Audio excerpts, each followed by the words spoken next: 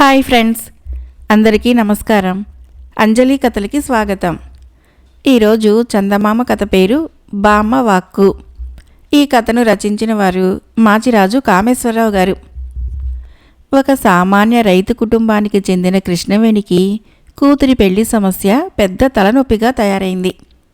అందమైన కూతురు పుట్టిందని అత్తగారు చెప్పినట్లుగా ఆ పిల్లకు అప్సరస అని పేరు పెట్టుకున్నది. అప్సరసకు ఏడాది నిండకుండా ఏదో జబ్బు చేసి ఆమె తండ్రి చనిపోయాడు. కృష్ణవేణి కూతుర్ని అష్టకష్టాలు పడి పెంచి పెద్ద చేసింది. అయితే దురదృష్టవశాత్తు అప్సరస వెర్రి బాగుల్ది.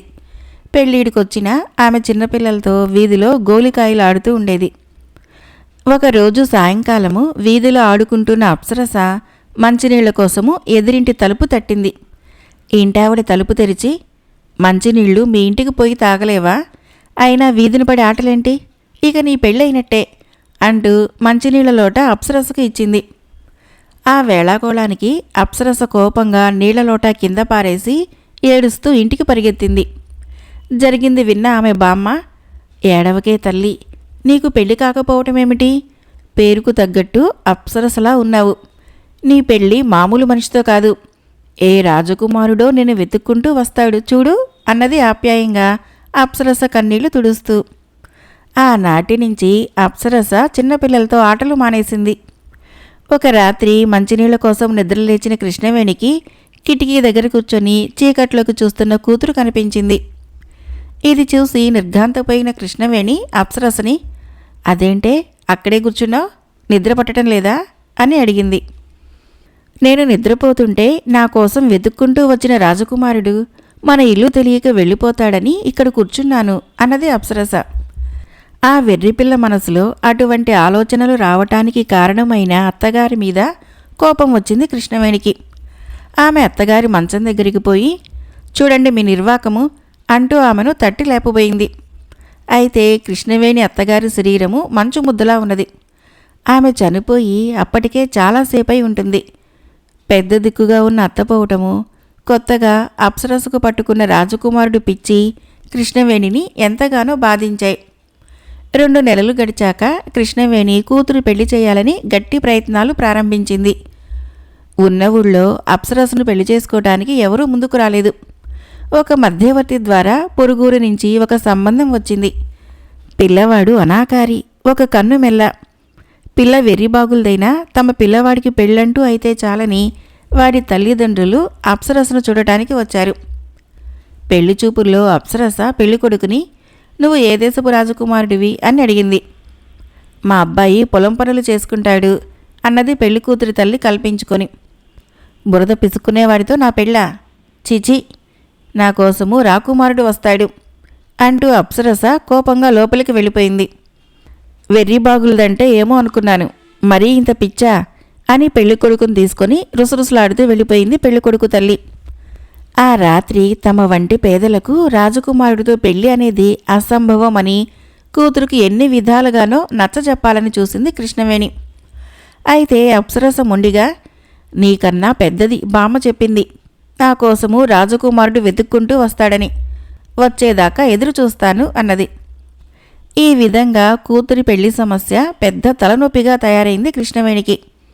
4 రోజుల తర్వాత ఒక అర్ధరాత్రి వేళ అప్సరస రాజకుమారుడి కోసం ఎదురుచూస్తూ కిటికీ పక్కన కునికిపాట్లు పడుతూ ఉండగా కృష్ణవేణి పెరట్లో ఉన్న చింత చెట్టు క్రింద కూర్చొని ఉక్రోషం కొద్దీ తన అత్తగారిని నానా తిట్లు తిడుతూ, నువ్వు స్వర్గంలో ఉన్నావో నరకంలో ఉన్నావో నాకు తెలీదు, ఇక్కడ నా బతుకును మాత్రం నరకం చేసిపోయావు. నీ బుద్ధి తక్కువ వాగుడు నా కొంప ముంచింది.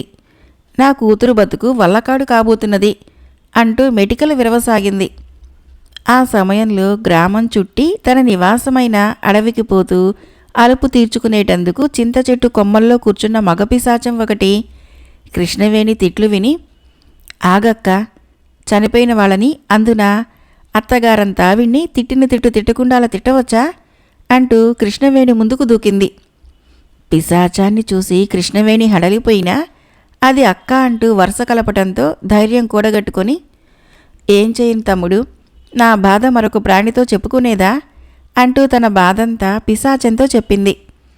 అంతా విన్న పిశాచము ఒక్క క్షణం ఆలోచించి దిగులుగా, అక్క, తారుమారు లోకాలైపోయాయి గాని లేకపోతే అప్సరసలాంటి మేనకోడల్ని నేనే కట్టుకునేవాణ్ణి.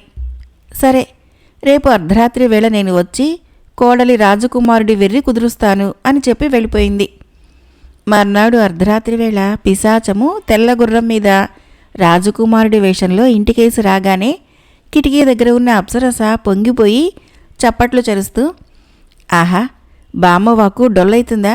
రాకుమారా, ఇదే మా ఇల్లు, లోపలికి రా అన్నది. దానికి పిశాచము, ఆకాశాన్నంటే మేడల్లో పై అంతస్తుల్లో కాలం గడిపే నేను మీ పూరిపాకలోకి ఎలా రాగలను? గాలి ఆడదు. అలా చల్లగాల్లో వెన్నెల విహారం చేద్దాం, నువ్వే బయటికి రా అన్నది. అప్సరస మారు మాట్లాడకుండా పోయి తెల్లగుర్రం మీద కూర్చున్నది. పిశాచము ఆమెను అడవిలో చాలా దూరం తీసుకుని పోయింది. కొంతసేపయ్యాక అప్సరస, రాజకుమారా, ఈ అడవిలో నాకు భయంగా ఉన్నది, ఏమైనా మాట్లాడు అన్నది. మాట్లాడటానికి ఏమున్నదబ్బా అంటూ పిశాచము తలగొక్కోపోయి, అది రాజకుమారుడి లక్షణం కాదని తమాయించుకొని, అతి చిన్న సంగతి, నిన్ననే మా అన్నకి విషప్రయోగం జరిపించాను అన్నది. ఎందుకు అని అడిగింది అప్సరస. పిశాచము వికటంగా నవ్వి, మా అన్న బతుకుంటే నాకు సింహాసనం దక్కదు కదా అన్నది. అలాగా, అయినా పాపం కదా అన్నది అప్సరస. పాపపుణ్యాలు రాకుమారుల జోలికి రావు. 2-3 రోజుల్లో మా ముసలి తండ్రిని పైకి ప్రయాణం కట్టిస్తాను. మాసం తిరగకుండా రాజునై చతురంగ బలాలతో పక్క రాజ్యం మీదకి దాడి చేసి ఆ రాజ్యాన్ని ఆక్రమించి ఆ రాజ్యం రాకుమారిని చెరబడతాను అంటూ పిశాచము విరగబడి నవ్వింది. రాచరికపు సింహాసనాల మీద ఆశ ఉన్నవారికి పాపభీతి ఉండదని, ఎంతటి క్రూర కార్యానికైనా వాళ్ళు సిద్ధపడగలరని, ఆకర్షణీయంగా కనిపించే రాకుమారులు రాక్షస మనస్తత్వం కలిగి ఉంటారని అప్సరస అర్థం చేసుకోవాలని పిశాచం తాపత్రయం. అయితే అప్సరస నుంచి ఎటువంటి జవాబు లేదు.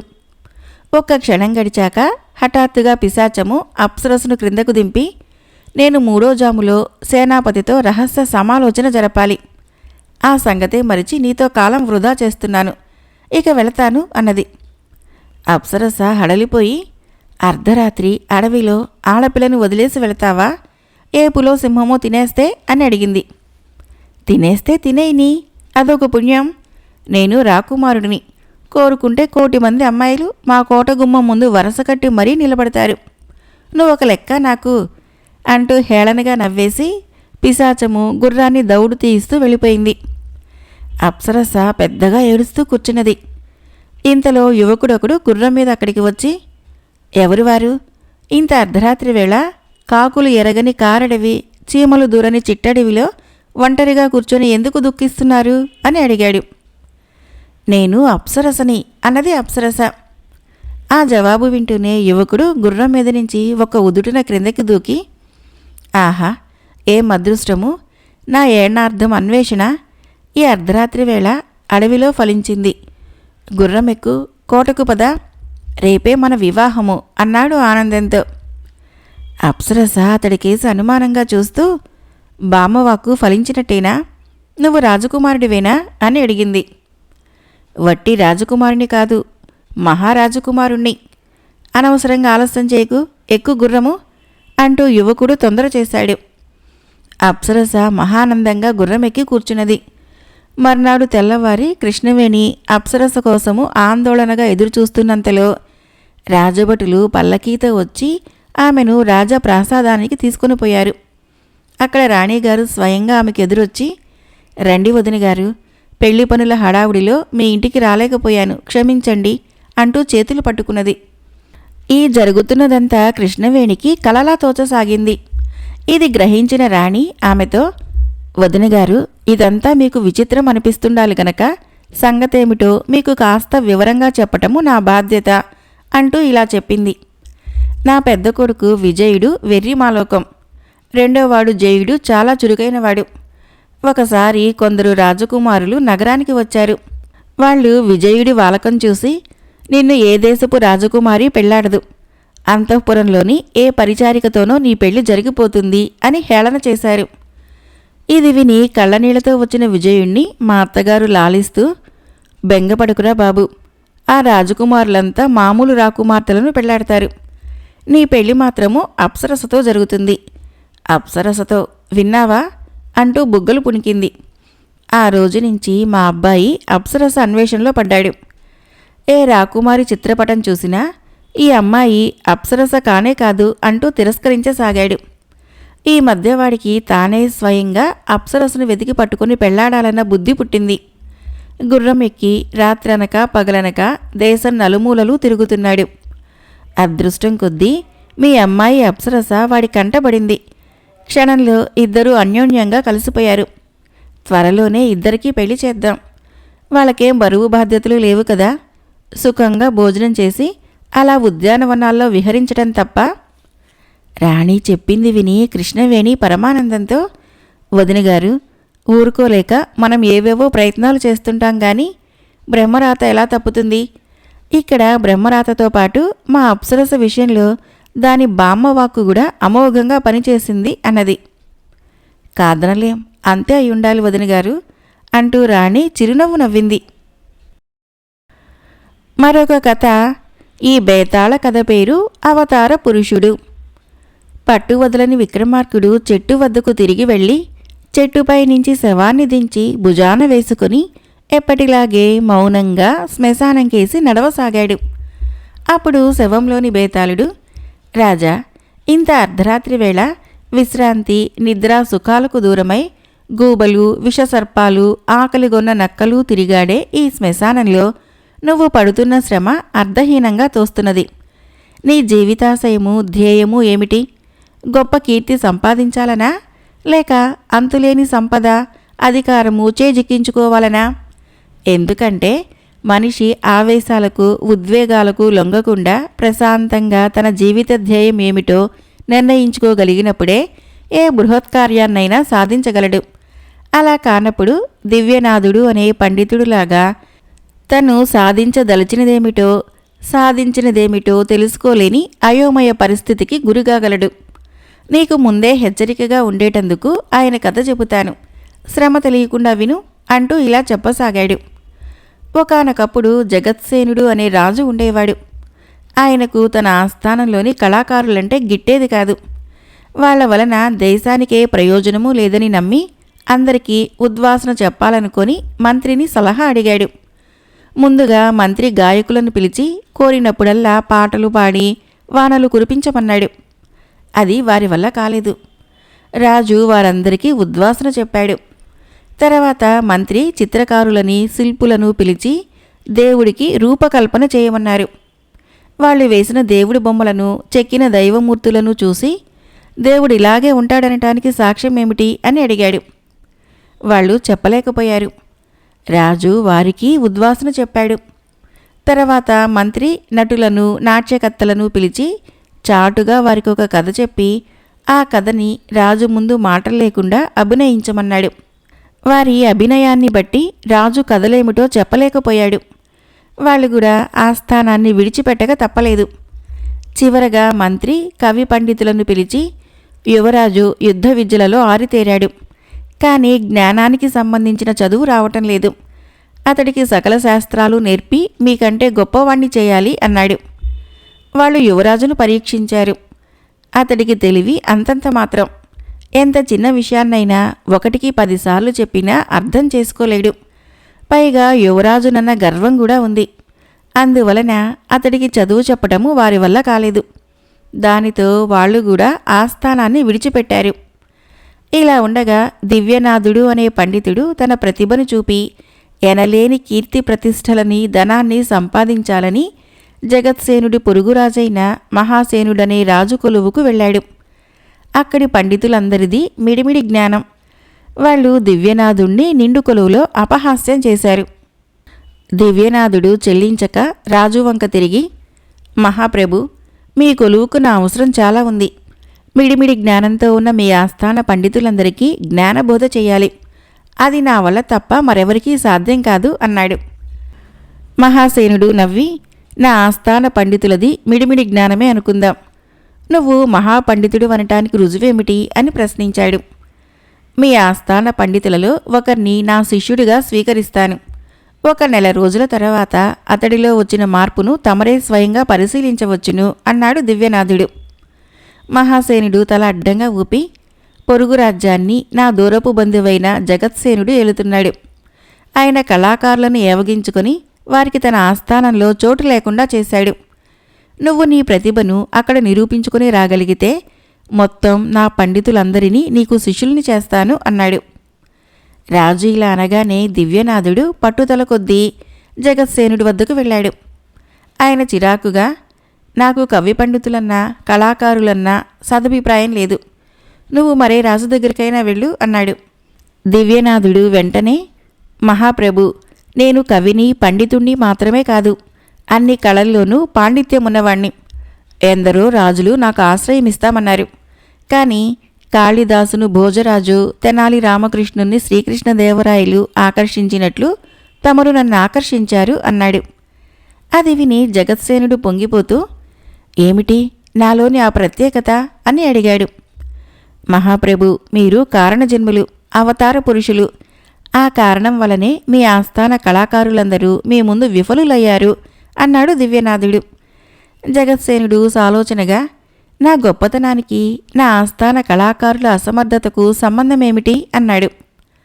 ప్రభు, తమ పాలనలో దేశం సుభిక్షంగా ఉంది, ప్రకృతి ప్రశాంతంగా ఉంది, వాతావరణము ఋతుధర్మాలని పాటిస్తున్నది. ఈ దేశంలో అకాల మృత్యువులు, అకాల వర్షాలు అసాధ్యం. ఎంత గొప్ప గాయకుడైనా దైవధిక్కారమైనా చేసి తన గానంతో కృత్రిమ వర్షాలు కురిపించగలడేమో కానీ తమ శాసనాన్ని ధిక్కరించి ప్రకృతి క్రమాన్ని మార్చలేడు. ఇది తెలిసిన తర్వాతైనా తమ గొప్పతనాన్ని ఒప్పుకుంటారా అన్నాడు దివ్యనాథుడు. జగత్సేనుడు ఉబ్బితబ్బవితూ, గాయకుల విషయం అలా ఉంచు, మరి ఆస్థాన శిల్పులు, చిత్రకారుల సంగతేమిటి అని ప్రశ్నించాడు. ప్రభు, ఒకప్పుడు పరశురాముడు అవతార పురుషుడు. రామావతారం రాగానే పరశురాముడి తేజస్సు తగ్గిపోయింది. కొత్త అవతారం వచ్చినప్పుడల్లా పాత అవతారాల తేజస్సు తగ్గిపోతుందని అందరికీ తెలుసు. భగవంతుడు ఇప్పుడు మీ అవతారంలో ఉన్నాడు కదా, అందువలన వారెంత ప్రయత్నించినా పూర్వపు అవతార పురుషుల చిత్రాలు, శిల్పాల్లో తేజస్సును చూపలేకపోయారు అన్నాడు దివ్యనాథుడు. నేను దేవుణ్ణి అనటానికి రుజువేమిటి? ఒక్క మాయ చేయటం కూడా నాకు చేతకాదు అన్నాడు జగత్సేనుడు. శ్రీరాముడు మాయలు చేయలేదు, గౌతమ బుద్ధుడు మాయలు చేయలేదు. వారి వారి గొప్ప పనులను బట్టి వారందరూ దేవులుగా గుర్తింపబడ్డారు. అంతేకాక దైవభక్తి ఉన్నవారికి మాత్రమే దేవుడు తెలుస్తాడు. మాయలు చేసిన కృష్ణుణ్ణి మాత్రము దేవుడని కంసుడు, జరాసంధుడు, శిశుపాలుడు, దుర్యోధనుడు ఒప్పుకున్నారా? నాకు చిన్నతనం నుంచి దైవభక్తి ఎక్కువ. నాకు మీలో దేవుడు కనిపిస్తున్నాడు. అయినా దీనికి నేను రుజువు తేలేను.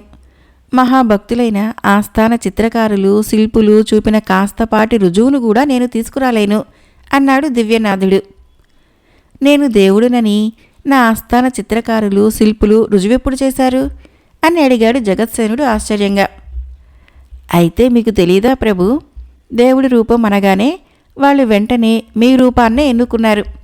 బొమ్మలు వేశారు, శిల్పాలు చెక్కారు.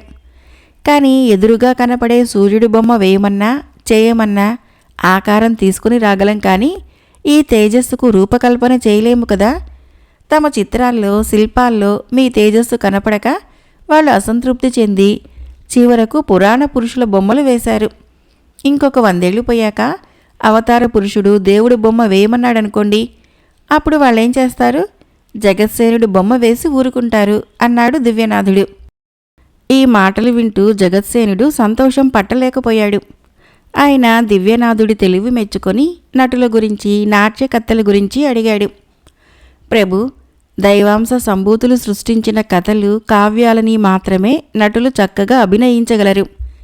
లేదా అవతార పురుషులైన తమరే ఏదైనా కొత్త కథల్ని సృష్టించి చెప్పండి, తమకు అర్థమయ్యేలా నటించగలరు. అంతేకాని జ్ఞానశూన్యులు అల్లిన కథలని అభినయించమనటము న్యాయం కాదు అన్నాడు దివ్యనాథుడు. పక్కన ఉన్న మంత్రికి ఈ మాటలు కష్టంగా తోచాయి. ఆయన వెంటనే కొందరు నటుల్ని రప్పించాడు. రాజువారికి చాటుగా కథ చెప్పి మాట లేకుండా అభినయించమన్నాడు. నటులు అలా చేయగానే జగత్సేనుడు సంతోషంగా, ఆహా, దివ్యనాథుడు చెప్పిన మాట దివ్యంగా ఉంది, వీరి అభినయము ఎంతో గొప్పగా ఉంది అన్నాడు. నాకు వీరేమి అభినయించారో తెలియట్లేదు. దివ్యనాథుడికేమైనా తెలిసిందేమో చెప్పమనండి అన్నాడు మంత్రి వ్యంగ్యంగా. దివ్యనాథుడు నవ్వి, అవతార పురుషుల లీలలు వేదాంగాలు చదివిన వారికి, బ్రహ్మాది దేవతలకు కూడా అర్థం కావు. ఆయన చెప్పనిదే ఆ కథ మన బోటి అల్పులకెలా అర్థమవుతుంది అన్నాడు.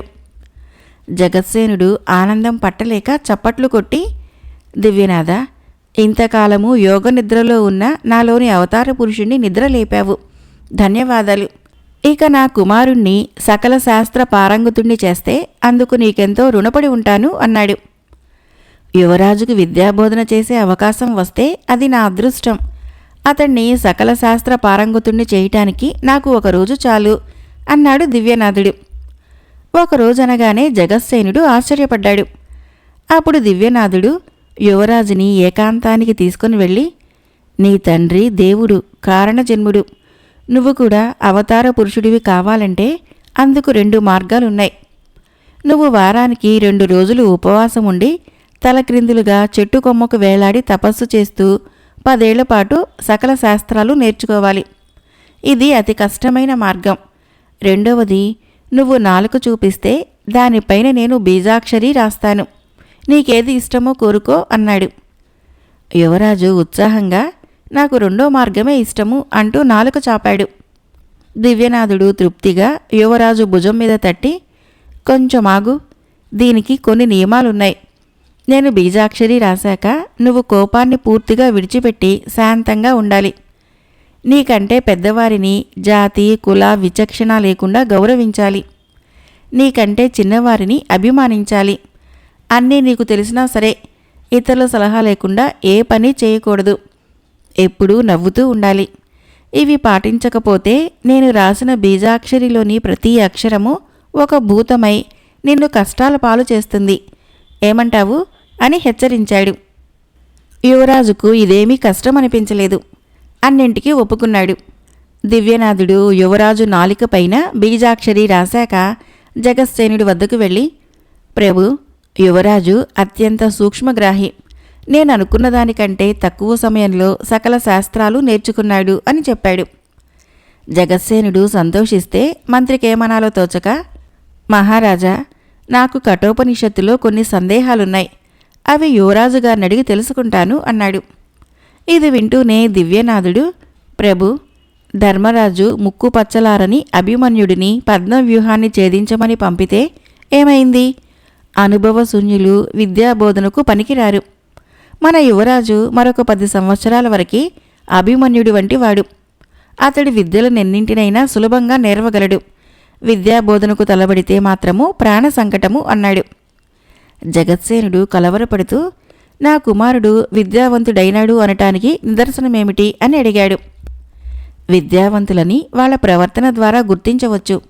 ఈ రోజు నుంచి యువరాజు ప్రవర్తనలో మార్పును గమనించండి అన్నాడు దివ్యనాథుడు. వారం రోజుల్లో యువరాజులో వచ్చిన మార్పులన్నింటినీ గమనించి జగత్సేనుడు ఆశ్చర్య ఆనందాలతో దివ్యనాథుణ్ణి ఆస్థానంలో ఉండిపోమ్మని కోరాడు. అయితే దివ్యనాథుడు అందుకు ఒప్పుకోక, జగత్సేనుడి గొప్పతనాన్ని దేశ దేశాలు సంచరిస్తూ కీర్తించటమే తన జీవితాశయం అన్నాడు. జగత్సేనుడు ఇందుకు ఆనందంతో పరవశుడైపోయి దివ్యనాథుణ్ణి వెలలేని కానుకలతో ఘనంగా సత్కరించాడు. దివ్యనాథుడు అక్కడి నుంచి బయలుదేరి కొద్ది రోజుల తర్వాత మహాసేనుడి కొలువుకు చేరాడు. బేతాళుడు ఈ కథను చెప్పి, రాజా, దివ్యనాథుడు కీర్తి ప్రతిష్టలు ధన సంపాదన తన జీవితాశయంగా ధ్యేయంగా భావించి వాటి కోసము రాజు మహాసేనుడు కొలువుకు వెళ్ళాడు. అయితే మహాసేనుడు అతడి పాండిత్యాన్ని శంకించి తన బంధువైన జగత్సేనుడి వద్దకు వెళ్ళమన్నాడు. దివ్యనాథుడు జగత్సేనుడి ఆస్థానంలో తన తెలివితేటలు ప్రదర్శించి కీర్తితో పాటు రాజు వలన వెలలేని కానుకలు కూడా పొందగలిగినాడు. అయినా ఆయన ఆ రాజుని విడిచి తిరిగి మహాసేనుడి వద్దకు వెళ్ళటం వింతగా లేదా? ఇది సాధించదలిచిందేమిటో సాధించిందేమిటో తెలియని అయోమయ స్థితే గదా. దీన్ని బట్టి దివ్యనాథుడికి ఒక స్థిరబుద్ధి ధ్యేయము లేనట్లు కనపడటం లేదా?